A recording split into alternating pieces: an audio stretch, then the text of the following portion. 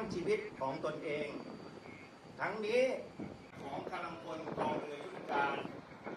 ผมขอขอบให้มีความพร้อมที่จะปฏิบัติภารกิจในการปกป้องเอกราชและอธิปไตยที่จะได้เป็นร่วมกับชาติตลอดชีวิตของเราจะได้